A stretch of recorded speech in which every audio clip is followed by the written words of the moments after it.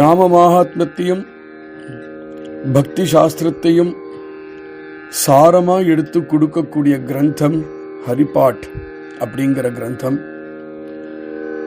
மௌலி ஞானேஸ்வர் மகாராஜ் அவரே ஒரு யோகிராஜன் தான். தான் அந்த சமாதி நிலையில எப்பவுமே இருக்கக்கூடியவர் தான். அவர்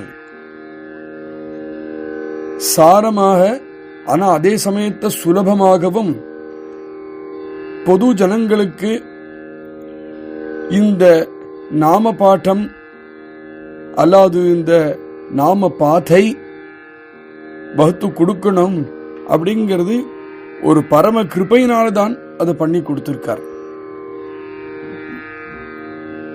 இதுவரையிலும் நம்ம கவனிச்சத்திலேயே இந்த ஹரிபாட்டில் ஒரே ஒரு சப்தம் ஒரு வரியில, அந்த ஒரு சப்தத்துக்கு எவ்வளவு ஆழமான விவரணம்.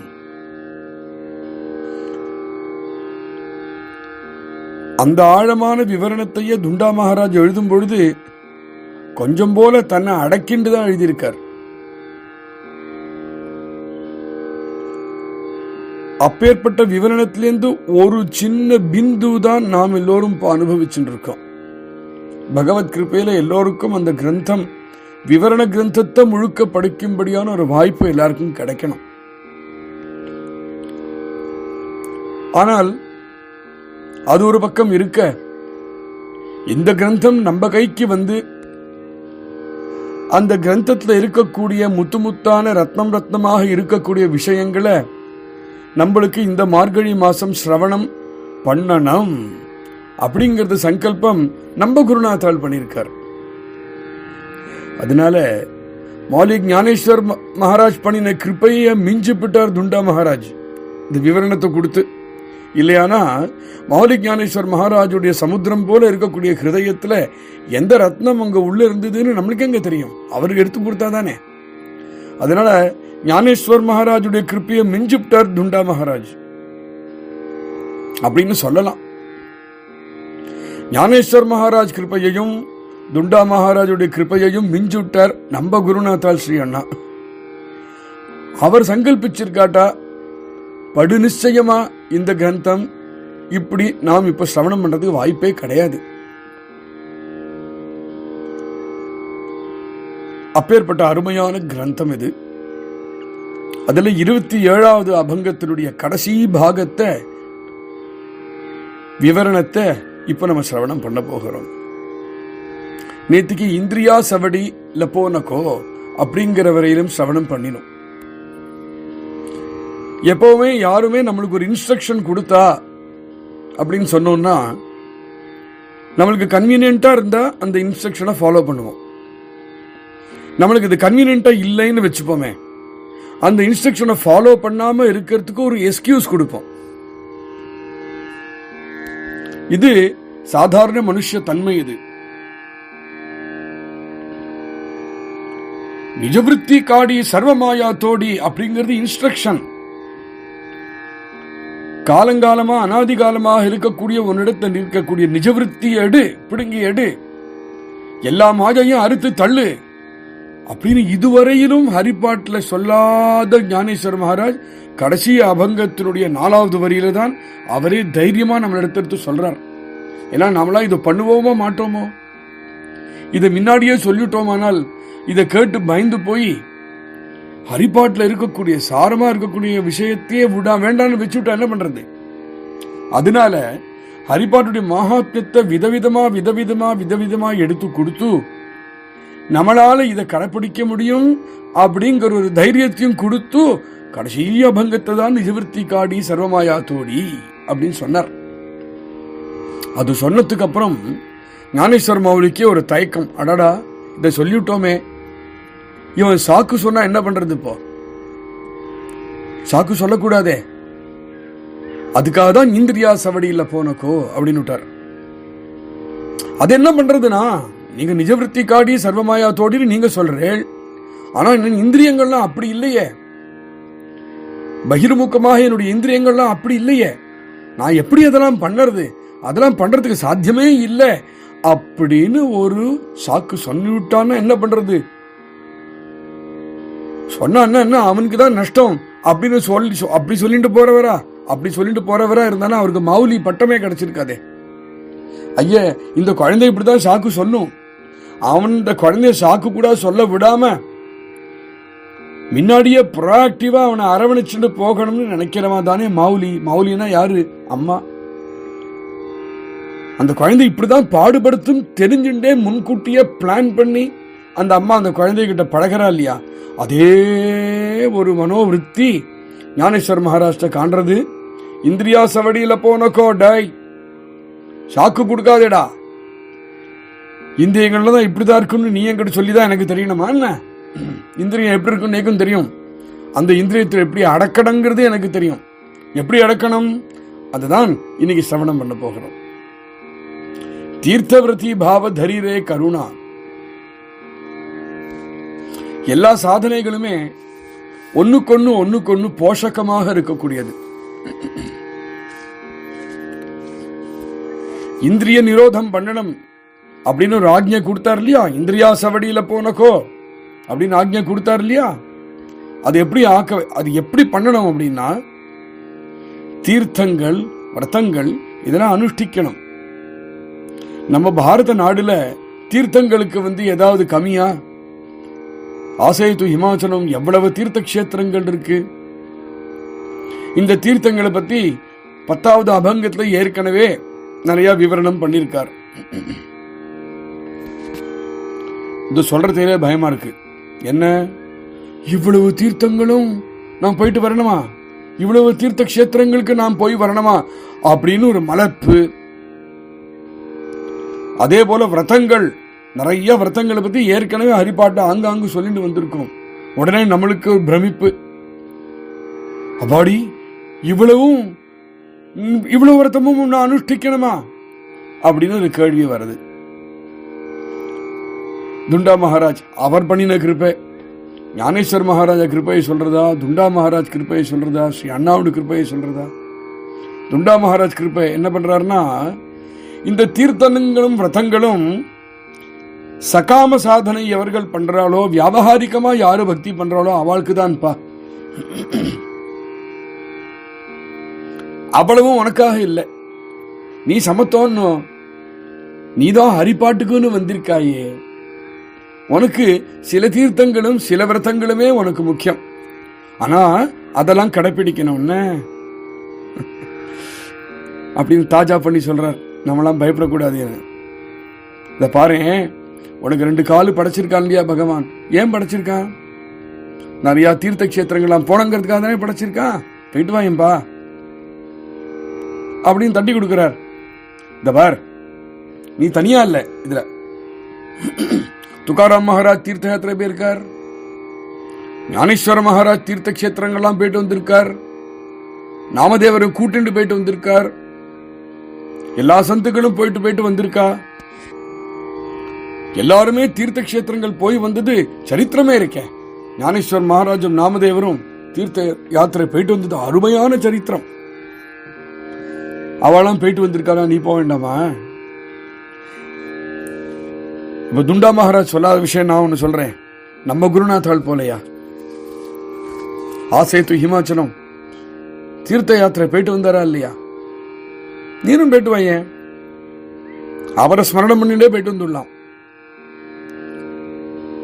ஒரு ரகசியம் சொல்றேன். அவர் தீர்த்த யாத்திரை போயிட்டு வந்த சரித்திரத்தை நீங்க சிரவணம் பண்ணினாலே தீர்த்த யாத்திரை தான்.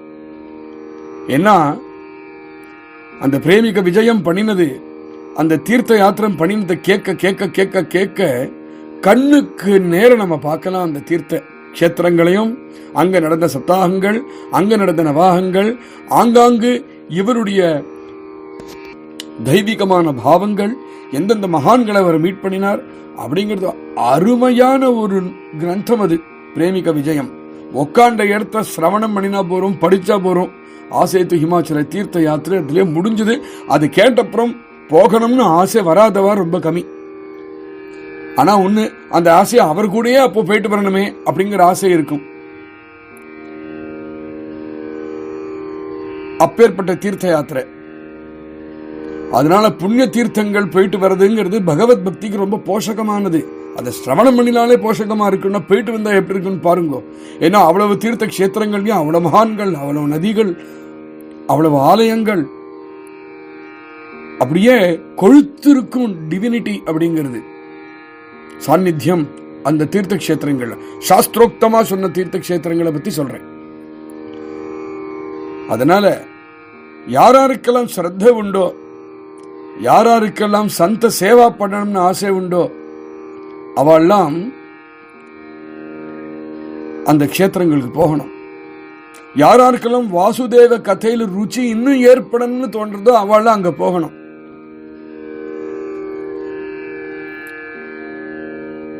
நம்ம சாஸ்திரங்கள் 2 தீர்த்தங்களை ரொம்ப வசத்தியா சொல்றது. ரொம்ப ஆச்சரியம் அது. தீர்த்தம்னு சொன்னாலே அங்க ஒரு நதி இருக்கும், நதியை சுத்தி வர இருக்கக்கூடிய ஸ்தலம் இருக்கும், புண்ணிய ஸ்தலங்கள்லாம் இருக்கும். இப்போ 2 தீர்த்தத்தை பத்தி பேசுறாரு இங்க. என்னன்னா ஒரு நதி, அந்த நதி என்னன்னா பகவான் ஸ்ரீகிருஷ்ணனுடைய சரித்திராமிருத்த கதைகளாக இருக்கக்கூடிய நதி. கிருஷ்ண கதையை கேட்டோம்னாலே ஷல ஷல ஷல ஷல ஷல ஷல ஷலன்னு அது ஒரு நதி ஓடுறது. 2வது நதி எதுனா பகவானுடைய சரணத்திலிருந்து உத்பவமாக ஆகி வந்த கங்கா நதி. எந்த தீர்த்த கஷேத்திரம் போனேளோ இல்லையோ, கிருஷ்ண கதாமிருதத்தை கேட்கக்கூடிய ஒரு தீர்த்தத்துக்கு நீங்க போகலாம் அல்லவா? கிருஷ்ண கதாமிருதத்தை காதால கேட்டேனால் ஹிருதயத்துள்ள போகி நம்ம உள்ள பியூரிஃபை பண்ணிடும், பவித்திரமாக ஆக்கிவிடும். அதுலவே முங்கி வரணும், கிருஷ்ண கதையிலவே முங்கி வரணும். அதுக்கப்புறம் கங்கா தீர்த்தத்துக்கும் போய் ஒரு ஸ்நானம் பண்ணிட்டு வருவோமே, பண்ணினோம்னா நம்ம சரீரமும் பவித்திரமாக ஆயிடுறது. இந்த உலகம் முழுக்க பவித்திரமாக ஆக்கிறதுக்கு இந்த 2 நதி போரும் அப்படின்னு ஸ்ரீமத் பாகவதம் சொல்றது. இன்னும் சில கிரந்தங்கள்ல பீம தீர்த்தம், அதாவது பூமியில இருக்கக்கூடிய தீர்த்தங்கள், அப்புறம் மானச தீர்த்தம் அப்படின்னு சொல்லப்படுறது மகாபாரதத்துல ஸ்ரீ பீஷ்மர் தான் சொல்றார். சத்திய தீர்த்தம் ரொம்ப அழகா இருக்கும், இந்த பேரை கேட்டாலே நல்லா இருக்கும் பாருங்க, அது என்ன சொல்ல வருதுன்னு புரிஞ்சிடும். சத்திய தீர்த்தம், க்ஷமா தீர்த்தம்,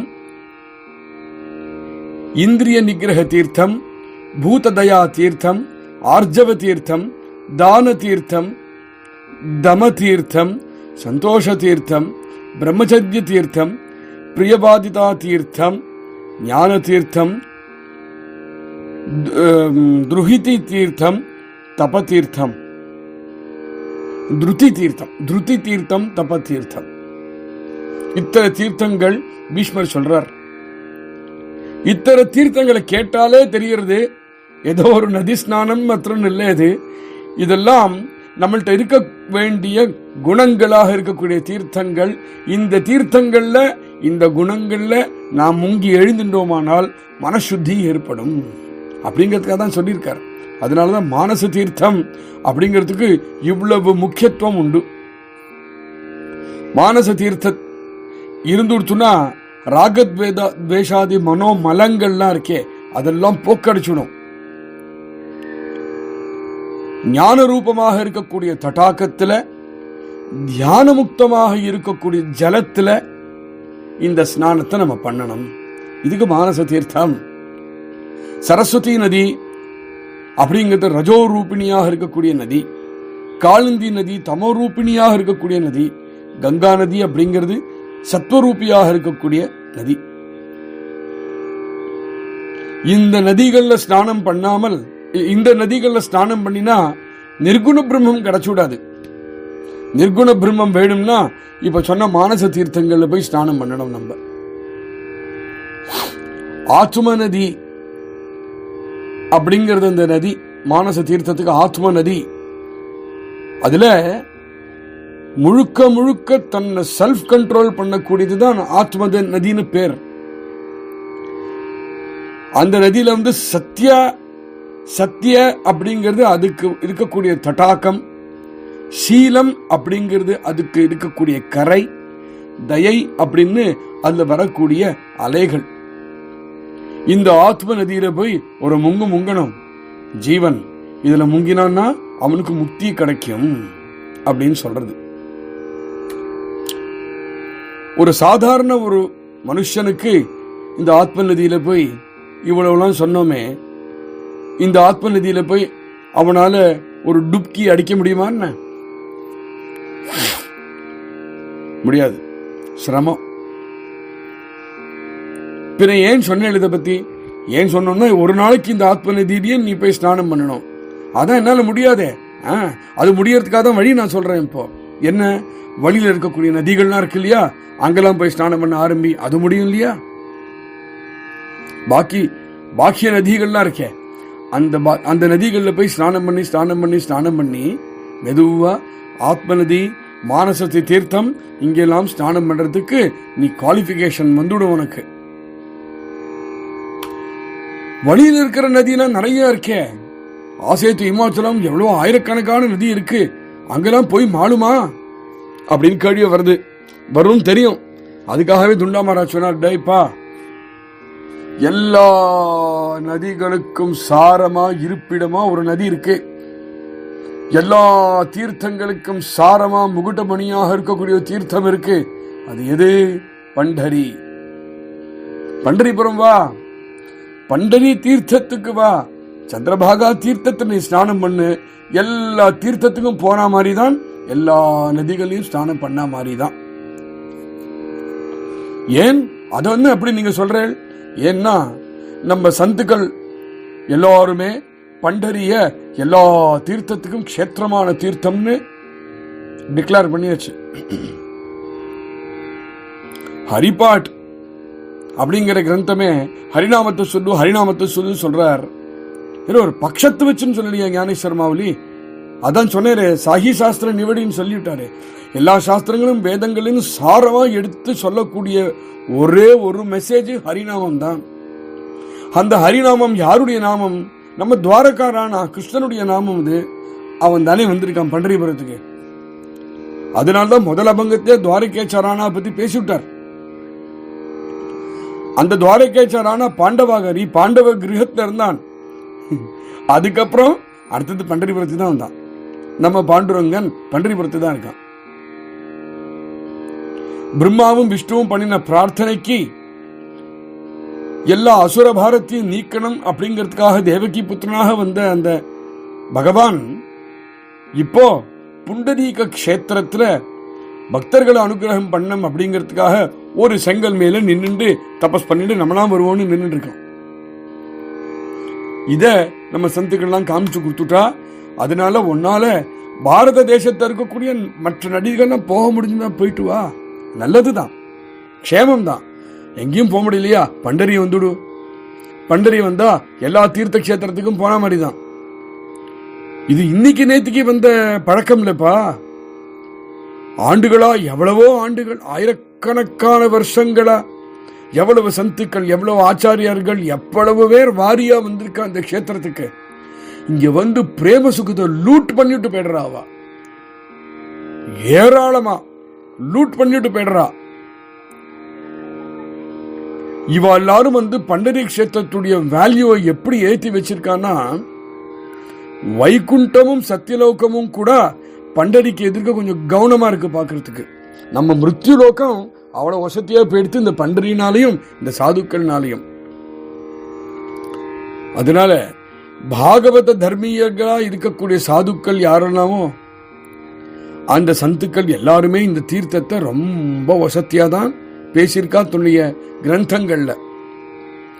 அவளாரும் தானும் வந்து இங்க அவகாகனம் பண்ணி அந்தர்பாக்கிய சுத்தியை பெற்று தான் உத்தாரணமாக ஆகி மற்ற ஜடஜீவர்களையும் உத்தாரணமாக ஆக்கிறதுக்கு அவளையும் வந்து ஊக்கம் கொடுத்து இந்த தீர்த்தத்துக்கு அவளை வர வைக்கிறா.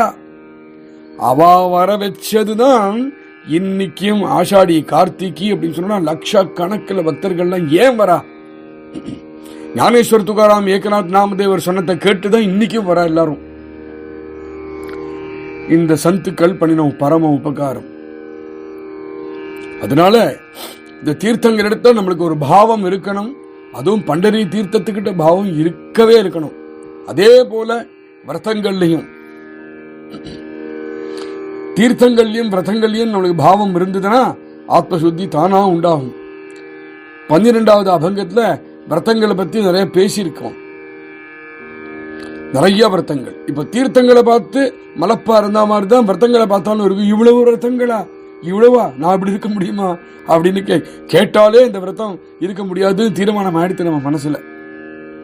அவர் சொல்றார், அவ்வளவு விரதங்களும் சகாமமான காரணங்களுக்கு யாரெல்லாம் விரதங்கள் ஏத்துன்னு இருக்காளோ அவளுக்கு சொல்லி இருக்குப்பா. உனக்கு என்ன வேணும்? உனக்கு ஹரி சரணம் தானே வேணும், உனக்கு ஹரி பக்தி வேணும், உனக்கு குரு பக்தி வேணும். இத போஷணம் பண்ணக்கூடிய விரதங்களா சில விரதங்கள் இருக்கு. அந்த விரதங்கள்லாம் நீ ஏத்துக்கலாமே. பத்ம புராணத்துல 3 விதமான விரதங்கள், காயிகம், மானசிகம், வாச்சிகம் அப்படிங்கிற 3 விதமான விரதங்கள் சொல்றது. அஹிம்சை, சத்திய சங்கல்பம், அஸ்தேயம் அதாவது திருடாம இருக்கிறது, அப்புறம் பிரம்மச்சரியம், இதெல்லாம் மானச விரதம். ஏகபுக்தம், நக்தம் அதாவது ராத்திரி வேளை சாப்பிடாம இருக்கிறது, அப்புறம் உபவாசம், அயாச்சித விருத்தி, இதெல்லாம் காயிகமான விரதம். வேதாத்தியனம், ஹரிகீர்த்தனம், சத்திய பாஷணம், குட்டில பாஷணம் பண்ணாம இருக்கிறது, அதாவது குறுக்கு பேச்சு பேசாம இருக்கிறது, இதெல்லாம் வாச்சிகமான விரதம். பக்த சிரேஷ்டனான உத்தவன் சொல்றான், தானம், விரதம், தபசு, ஹோமம் இதெல்லாம் இந்த சாதனைகள்லாம் எப்படி நம்ம அந்த ஈடுபடணும் அப்படின்னா கிருஷ்ண பக்திக்கு உபாங்கமா இந்த சாதனைகள் ஈடுபடணும்னு அழகா சொல்றார். இப்ப நம்மளுக்கு வருவோம். நம்ம என்ன பண்றது? நம்மளாலதான் எல்லா விரதங்களையும் ஏத்துக்க முடியுங்கிற தைரியமே இல்லையே. அப்ப நம்ம என்ன பண்ணணும்? கெஞ்சி கேட்டுக்கிறார் இங்க, சித்த சுத்திக்காக சாஸ்திரங்கள் சொன்ன, உபாசகர்களுக்காக சொன்ன சிற்சில விரதங்களை மாத்திரம் அனுஷ்டிப்பா. நரசிம்ம ஜெயந்தி, ஸ்ரீ ராமநவமி, ஸ்ரீ வாமன ஜெயந்தி, ஜன்மாஷ்டமி, சிவராத்திரி, ஏகாதசி, கிருஷ்ண ஏகாதசி, சுக்லபக்ஷ ஏகாதசி ரெண்டுமே, இவ்வளவு விரதங்கள் இனி அனுஷ்டிச்சா போறோம். சிவராத்திரி விஷயத்துக்கெல்லாம் யாராவது ஆட்சேபனை சொன்னா அந்த பேச்சே கேட்காதேன்னு போட்டு அடிச்சு பேசியிருக்கார். அதோட பெரிய மகா பாப்பம் கிடையாதுன்னே சொல்லியிருக்கார். அது மாதிரி சில பேர் குறுக்கா அவளுக்காக தோணும், ஏகாதசியில கிருஷ்ணபக்ஷ ஏகாதசி வேண்டாம், சுக்லபக்ஷ ஏகாதசி பத்திரம் வச்சுக்கோன்னு சில பேர் சொல்லுவாளாம். இது என்னது? ஒரு ரெக்கை உள்ள பட்சி போலனா இருக்குங்கிற ஏகநாத பாகவதத்துல. இது எல்லா விரதங்களும் ரொம்ப முக்கியம். அதுலயும் ஏகாதசி விரத மகாத்மியம் பக்கம் பக்கமா சொல்லிருக்கு. சகல புராணங்களையும் சாஸ்திரங்களையும் சந்துகளோட வாங்மயத்திலையுமே.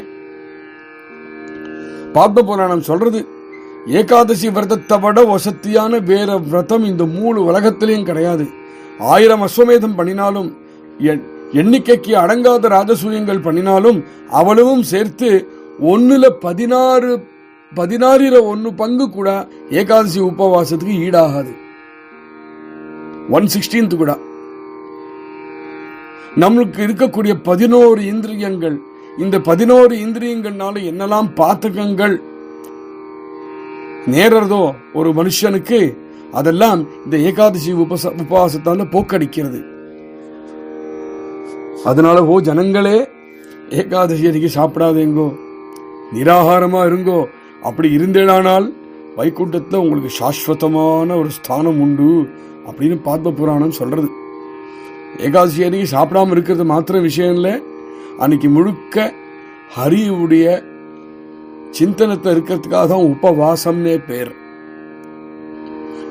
புராணங்கள்ல ருக்மாங்கத சரித்திரம், அம்பரீஷ சரித்திரம்லாம் இதுக்கு தானே எடுத்துக்காட்டாக இருக்கு. ஆனா இன்னைக்கு ஏகாதசி விரதம் அப்படிங்கிறது பலகாரமா மாறி, பலகாரத்துல எதெல்லாம் சாப்பிடக்கூடாதோ அதெல்லாம் சாப்பிட்டு, சாதாரண நாள் எவ்வளவு சாப்பிட்றாமோ அதுக்கு 2 மடங்கு இன்னும் சாப்பிட்டு, அதெல்லாம் ஏகாதசி விரதமாக ஆகாது அப்படின்னு கூசாம சொல்லிவிட்டாருங்க திண்டா மகாராஜ். அதெல்லாம் ரத்தத்தை சேர்ந்ததுன்னு நினைச்சுக்காதே. எந்த ரிசல்ட் உனக்கு தரணுமோ அந்த ரிசல்ட் தராது. சாஸ்திரம் எப்படி சொல்லியிருக்கோ அது பிரகாரம் ஸ்ட்ரிக்டா அதை ஃபாலோ பண்ணி தான் ஆகணும். அதனாலதான் ஞானேஸ்வர் மகாராஜ் இங்க மெனக்கெட்டுன்னு தீர்த்த விரதி பாவ, அவ்வளவு தீர்த்தங்களையும் சொல்லலையே, அவ்வளவு விரதங்களையும் சொல்லலையே, உனக்காக சிலதுதானே எடுத்து சொல்லிருக்கு. அதுகிட்ட உனக்கு ஒரு பாவனா இருக்கணும்பா. அடுத்தது சொல்றார் தரிரே கருணா. கருணா அப்படிங்கிற விருத்தி எல்லா உபாசகனுக்கும் ரொம்ப முக்கியம். பாத்ம புராணத்துல ஒரு ஹரிபக்தனாக இருக்கக்கூடிய ராஜா மஹீதரன் அப்படின்னு பேர். விஷ்ணு தூதர்கள்லாம் அவர் வைகுண்டத்துக்கு அழைச்சிட்டு போகும்பொழுது, நரலோகம் வழியா போகும்பொழுது, நரலோகத்தை ஹீனமாகவும் துக்கப்பிரதமாகவும் இருக்கக்கூடிய ஜீவங்களை பார்த்து அவர் மனசுல கருணை எழும்பி, நான் இப்படி வா, இந்த ஜனங்களை விட்டுட்டு நான் வைகுண்டம் போறதா? அப்படி ஒரு சுவார்த்தமா?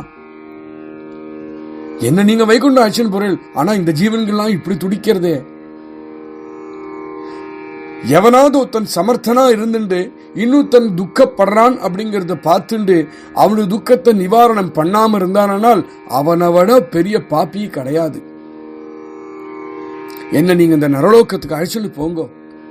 என் சரீரத்தை பட்ட காத்து அந்த நரலோகத்துல அவளுக்கெல்லாம் பட்டத்தினால அவளுக்கு நல்ல புத்தி அவ சுகத்தை அடையுமாகில் என்ன அங்க அழைச்சிட்டு போங்க அப்படின்னு சொல்றார் அவர். ஒரு சந்து அப்படிங்கிறவர் என்னைக்குமே அவருக்கு தன்னை பத்தி கவலையே இருக்காது.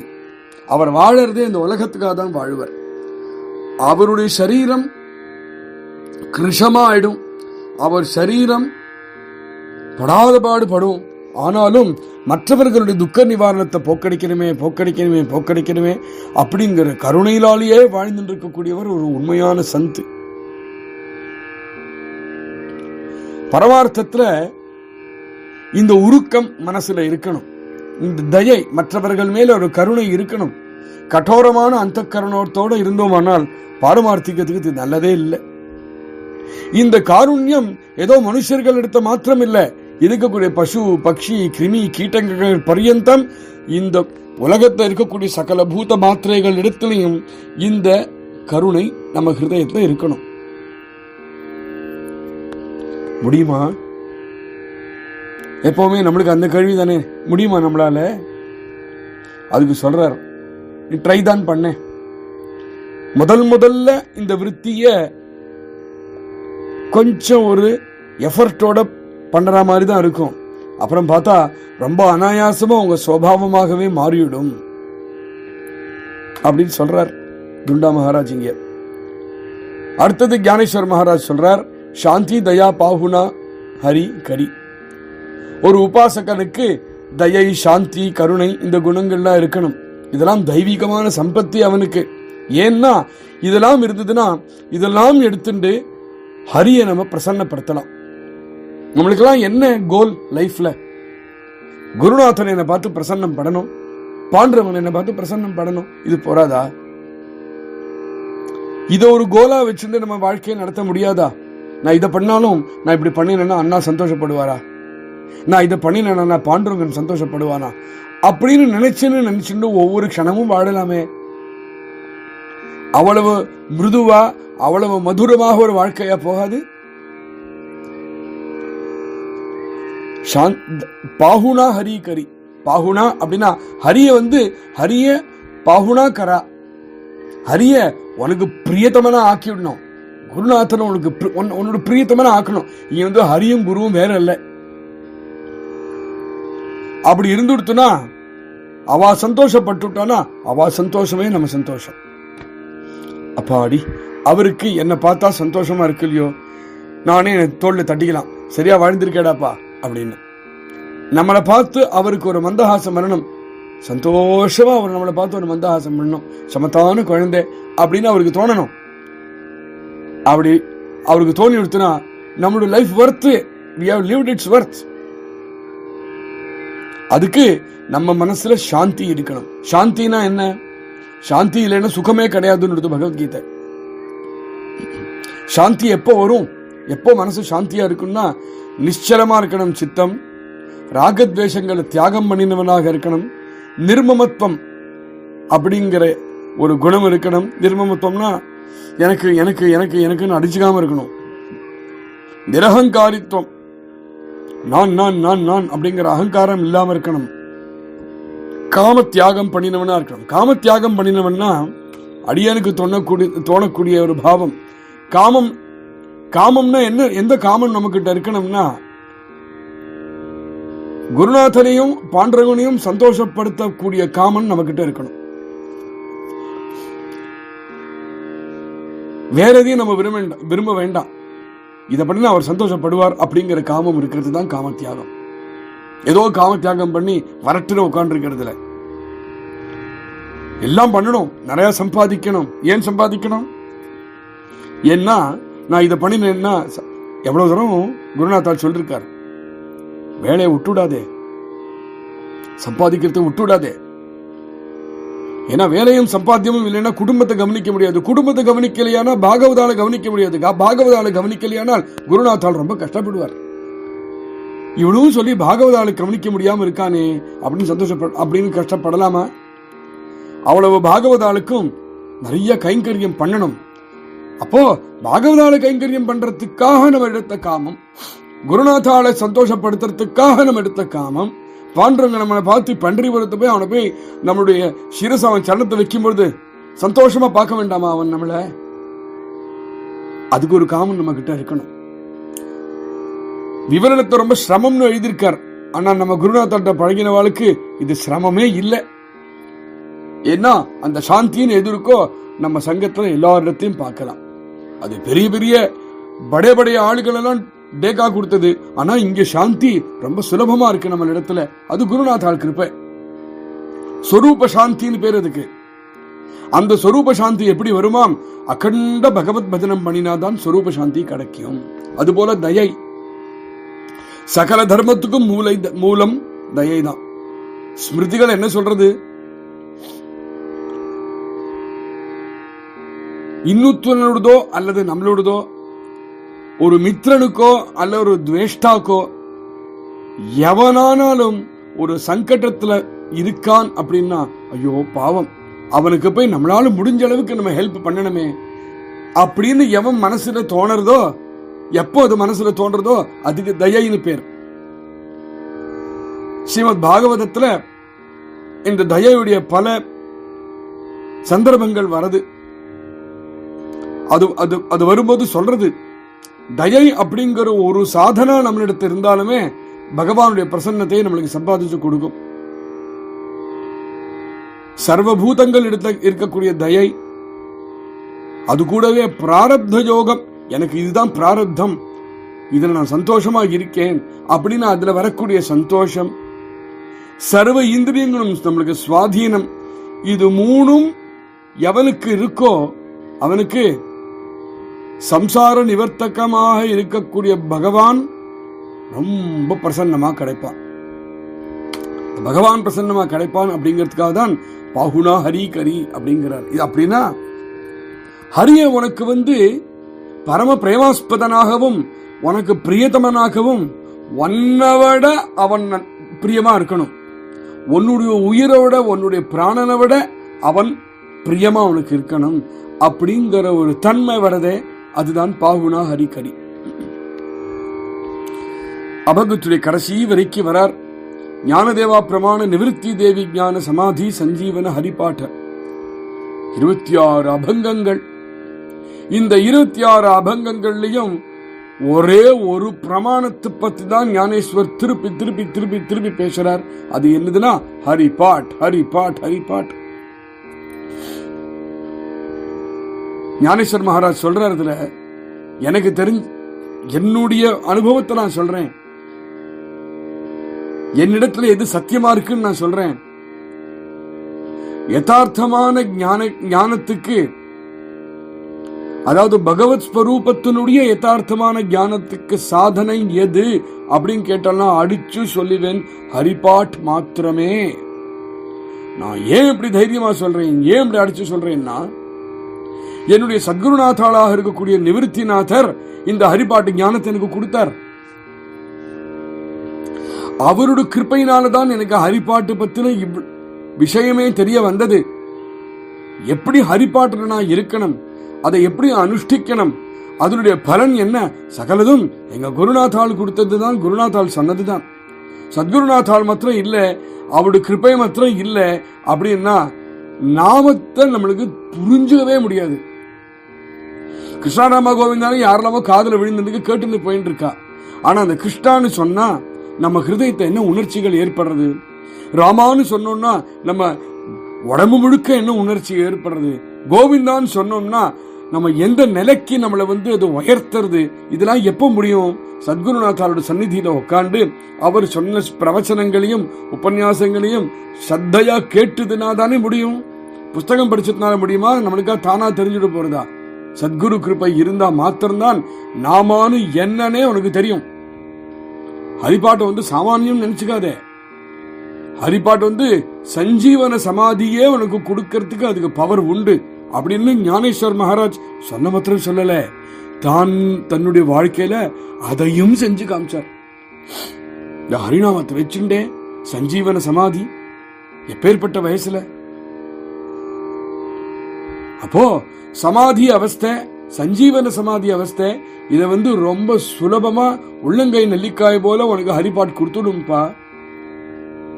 சஞ்சீவன சமாதி கிடைக்கிறதுக்கு மற்ற மார்க்கங்கள்லாம் உண்டு, யோக மார்க்கம்லாம் உண்டு. ஆனா யோக மார்க்கத்தை போய் சமாதி, சஞ்சீவன சமாதி வேணும்னா அது சில அதிகாரிகள் அவளுக்கு தான் அது முடியும். அது இருக்கக்கூடிய அஷ்டாங்க யோக அபியாசமே அவ்வளவு கঠিனம். நம்மளுக்கெல்லாம் அது சரிப்படாது. நம்மளுக்கெல்லாம் ஹரிபாட் போறோம். ஹரிபாட் இவ்வளவு சுலபமா சஞ்சீவன சமாதி நம்மளுக்கு கொடுக்கும் பொழுது மற்ற மார்களுக்கு போவானே. எவனுக்கு உபாதிகள்லாம் அருந்து போயிடுத்தோ சகஜமான சமாதி அவனுக்கு கிடைக்கும். இது எப்படி ஆகும்? ராமநாமத்தினாலே ஆயிடுமேன்னு விட்டார் ஏகநாத் மகாராஜ். ராமநாமத்தை ஜபம் பண்ணினேயானால் உபாதிகள்லாம் தானா அருந்து அருந்து விழும். சமாஜி சகஜமா உங்ககிட்ட சேர்ந்துடும். அதனால ஹரிபாட்டுடைய சிந்தனம் பண்றதே சமாதி சஞ்சீவன அப்படின்னு டிக்ளேர் பண்றாருங்க ஞானேஸ்வர மகாராஜ். சஞ்சீவன சமாதி இருந்ததுனால் சர்வ அனர்த்த நிவர்த்தி பூர்வகமாக இருக்கக்கூடிய நிரதிசய அகண்ட ஆனந்தத்தை நம்ம அனுபவிக்கலாம். மறுபடியும் சொல்றேன், எல்லா அனர்த்தங்களும் நிவர்த்தி ஆகி நிரதிசயமான அகண்டமான ஆனந்தத்தை அனுபவிக்கிறதுக்கு சஞ்சீவன சமாதியின் பேரு. அந்த சஞ்சீவன சமாதி கிடைக்கிறதுக்கு ஹரிபாட்டே சாதனை. இந்த உபதேசம் ஞானேஸ்வர் மகாராஜ்க்கு தன்னுடைய குருநாதாரிடத்திலிருந்து கிடைச்சது. ஞானேஸ்வர் மகாராஜ் அத சுவானுபவத்துல அதை கொண்டு தான் அதை அனுபவிச்சு, அடடா ஜனங்களுக்கு இதை எடுத்து கொடுக்கணுமே, அவளுக்கு இந்த லாபம் உண்டாகணுமே அப்படிங்கிற உதாரமான ஹிருதயத்தினால இந்த ஹரிபாட் அப்படிங்கிற கிரந்தத்தை எடுத்துக்கோ அப்படின்னு கொடுத்திருக்கார். எப்பேற்பட்ட ஹிருதயம், எப்பேற்பட்ட உதாரமான ஹிருதயம் அது அப்படின்னு சொல்லி ஞானேஸ்வர் மகாராஜ்க்கு நமஸ்காரங்களை பண்ணி ஹரிபாட் விவரணத்தை துண்டா மகாராஜ் பூர்த்தி பண்ணிட்டார்.